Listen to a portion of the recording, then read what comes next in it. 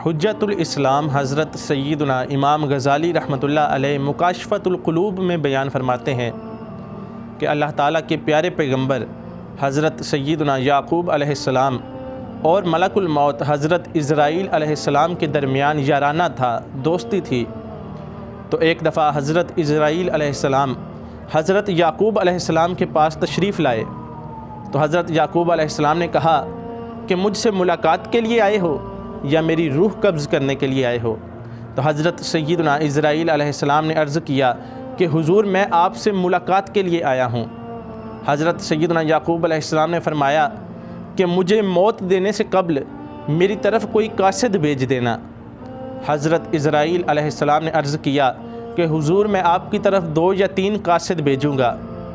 हज़रत इज़राईल अलैहिस्सलाम जब हज़रत याक़ूब अलैहिस्सलाम की रूह परवाज़ करने के लिए तशरीफ़ लाए तो हज़रत याक़ूब अलैहिस्सलाम ने फ़रमाया कि जो आपने मेरी तरफ़ कासिद भेजे थे वो कौन से थे।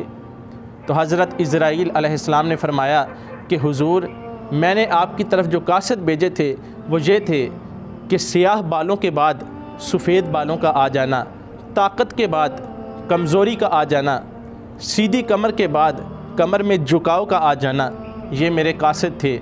नाज़रीन, मालूम हुआ कि हज़रत इज़राईल अलैहिस्सलाम बंदे की रूह कब्ज़ करने से पहले उसकी तरफ़ कासिद भेजते हैं। इन 3 कासिदीन के अलावा अहदीस तय्यबात में और कासिदीन का ज़िक्र भी मिलता है, जैसे मर्ज़ का लाहिक हो जाना। पहले इंसान को ठीक सुनाई देता था, बाद में बहरा हो गया। पहले ठीक दिखाई देता था, बाद में नज़र कमज़ोर पड़ गई। तो ये भी हज़रत इज़राईल अलैहिस्सलाम के कासिद हैं। गौर कीजिए कि हम में से कितने लोग ऐसे हैं कि जिनकी तरफ हज़रत इज़राईल अलैहिस्सलाम के कासिद आ चुके हैं।